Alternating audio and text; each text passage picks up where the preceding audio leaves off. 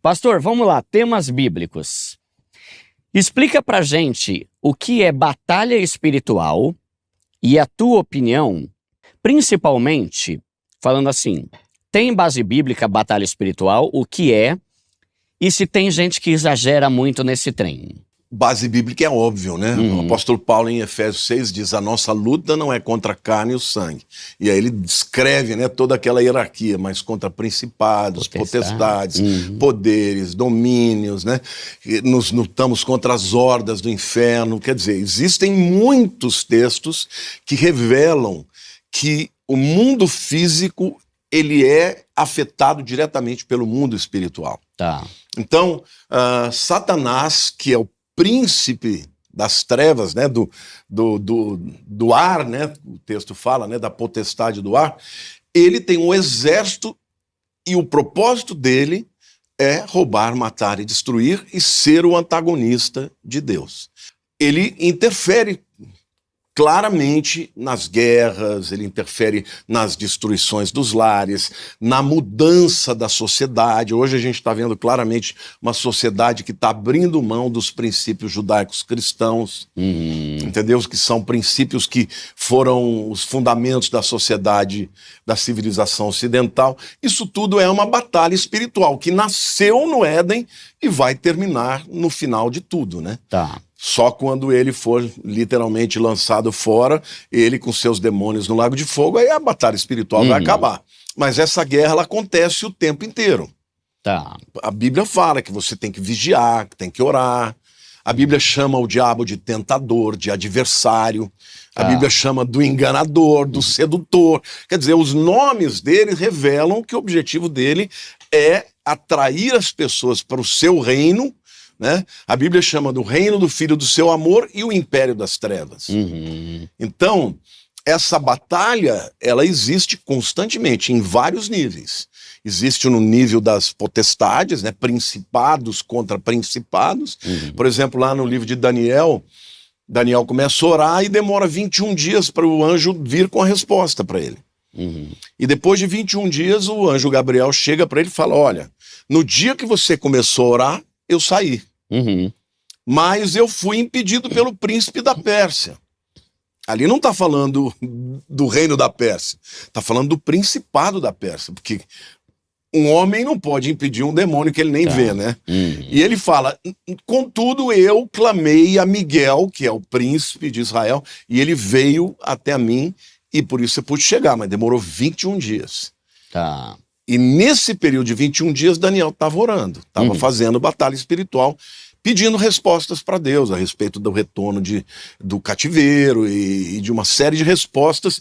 E tanto é que o anjo traz para ele, na resposta da sua oração, todo o destino da humanidade até o fim, né? Tá. O livro de Daniel é a base da hermenêutica do livro de Apocalipse. Então a guerra espiritual é real.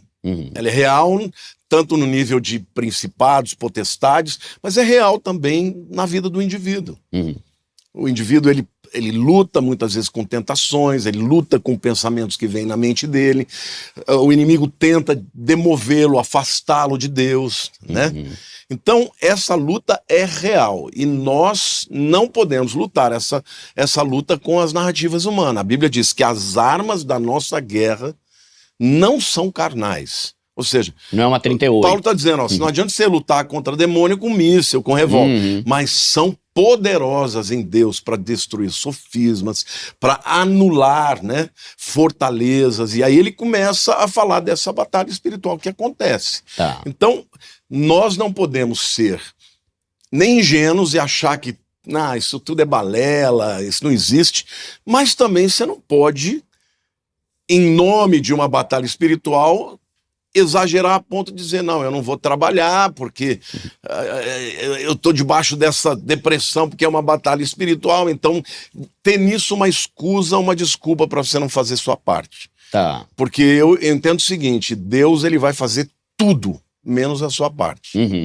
Tá. Então aquilo que é a sua parte, ele espera que você faça. Então, no mundo físico, existem pessoas que exageram, porque aí começam a criar nome de demônios, procurar listas de demônios, começam a tentar mistificar uma verdade que a Bíblia não quis revelar. Tá. Então, nesse ponto, existe muito exagero.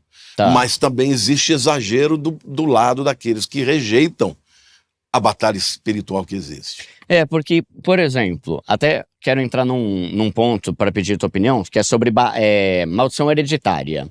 Eu já vi algumas coisas que, aí o senhor me corrige, que eu acho meio exagero. Por exemplo, uma vez eu li num livro uma pessoa que fala que toda vez que você viaja de avião para o Nordeste, você tem que pedir perdão para Deus, porque você atravessou uma região que é domínio da potestade da religião, sabe? Basta perguntar, tá onde na Bíblia? Uhum. Isso é bobagem. Tá. Quer ver? Bobagem. A Bíblia diz o contrário, diz que eu devo orar para que Deus me guarde onde quer que eu vá. Aham. Você não tem que pedir perdão de nada, você tem que enfrentar, muitas vezes, as potestades que estão nos lugares. Sim. Mas não tem que pedir perdão. Gente, maldição hereditária existe, na Bíblia existe. Tem até um monte, Jerezinho, Ebal, um monte da maldição e um monte da bênção. Agora, não é do jeito que as pessoas falam. Uhum. Por quê? Na Bíblia, quem amaldiçoa é quem? Sempre Deus. Tá. A maldição é o juízo que vinha para aqueles que quebravam a lei. Agora, quando vem Cristo e ele morre na cruz, Gálatas 3,13 diz: Cristo nos resgatou da maldição da lei. Porque está escrito: maldito todo aquele que for pendurado no madeiro. Então, no momento em que você recebe a Jesus como o Senhor da tua vida, não existe mais maldição sobre a tua vida. Você está livre. Mas você tem que fazer algum processo, algum procedimento X ou Y? Não precisa. Aceitou Jesus, foi quebrado. O que as pessoas precisam entender é o seguinte: algumas pessoas usam esse argumento que eu acabei de usar para você, mas outras vão ver que na prática não é bem assim. Tá. O que eu quero dizer? Vamos supor que uma pessoa tinha, nas gerações dela, na família dela, doenças hereditárias, ou então repetição de divórcios, ou coisas que aconteciam na família. Profissional. Fracassos profissionais, financeiros. Pode ser que tenha, de fato, espíritos que tenham tido legalidade por conta de pecados na família. Tá. E essas pessoas recebiam essa pressão espiritual, essa força espiritual que a gente chama de maldição. Essa pessoa se converte, Cristo de fato as resgatou. Agora, e os demônios que estavam lá acompanhando a família? De repente eles falam: não, agora eu não vou mais atacar essa pessoa. Claro que não. Eu digo o seguinte, que a pessoa que está debaixo de maldição é como se o diabo tivesse a chave da tua porta. Ele entra sem que você possa evitar. Que seria o negócio da legalidade. Da legalidade. Tá. Mas quando você aceita Cristo, ele perde essa chave. Por quê? Porque Cristo já pagou a maldição. Ele não tem mais legalidade. Tá. Mas ele vai continuar tentando. Mas como ele vai entrar na sua casa? Isso é só uma metáfora, tá? Depois eu vou elaborar mais. Ele vai bater na porta. E como é que você deixa ele entrar? Através de alguma brecha de um pecado. Tá. Então, às vezes uma pessoa que antes de se converter já era cativa àqueles demônios, ela se converte, ela tem o poder para ser livre disso, mas necessariamente existem outras áreas da vida dela. Por exemplo, muitos dos pecados que acontecem da carne, eles geram vício por conta do efeito dopamina. Tá. Você sabe que o cigarro, ele vicia por quê? Porque a nicotina, ela libera no cérebro a dopamina, e a dopamina dá prazer. Tá. Quando a dopamina cai o nível dela no cérebro, você fica com a vontade de ter a mesma sensação. Aí você vai procurar o cigarro. Todo vício é assim. A cocaína é a mesma coisa.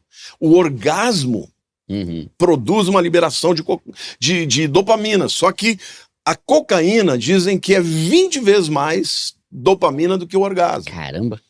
Então, o camarada, depois que ele sai do prazer, ele começa a entrar num decréscimo do nível de dopamina, que é aquele bode, aquela vontade. E por isso que um drogado diz: no fim, a droga sempre vence. Então, isso vale também para o indivíduo que está preso à internet, na pornografia. Tá. Hoje, a ciência diz que até usar um celular, mais do que 3 minutos, começa a liberar dopamina. É mesmo? Por isso que tem pessoas que não conseguem ficar sem. Horas e horas, né? De madrugada. Porque gera aquela coisa, aquela expectativa. Será que tem alguma coisa nova, né? Tá. Então, veja, Faz sentido, né? isto é fisiológico, ainda que espiritualmente Jesus já tenha te libertado daquela maldição, as consequências físicas e até emocionais não vão embora imediatamente. Tá. Pode até ir, Uhum. tá? Eu costumo dizer, eu fumava. Eu nunca usei droga, mas eu fumava muito. Uhum. No dia da minha conversão, eu nunca mais pus o cigarro na boca e nunca mais senti vontade. Foi um milagre que aconteceu na minha vida. Então, Deus é capaz de operar milagres, mas nem todo mundo vai experimentar isso. Algumas pessoas vão ter que deixar Vão na lutar raça. contra ainda.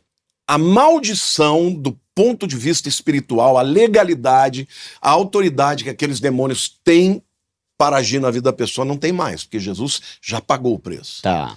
Só que o demônio vai tentar a pessoa. E se eu abrir a porta? Então, se ela era uma pessoa, por exemplo, viciada em pornografia, a dopamina vai pedir de novo. Uhum. E se ele abrir brecha, ele vai voltar Uhum. a viver dependendo daquilo, e aí os demônios entram de novo para tentar.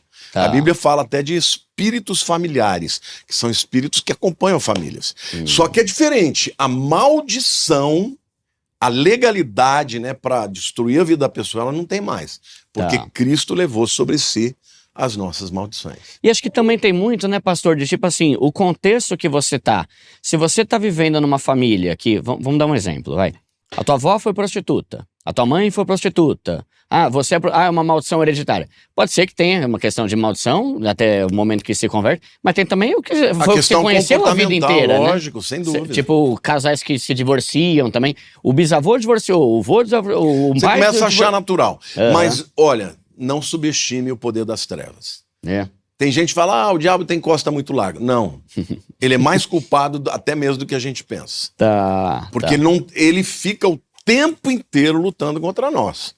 Criando ciladas e tal. Agora, o que as pessoas precisam entender é o que quebra a maldição não é nada desses atos. Ah, vai, lê lá, repreende os 10 demônios, joga óleo, faz isso, faz regressão. Não.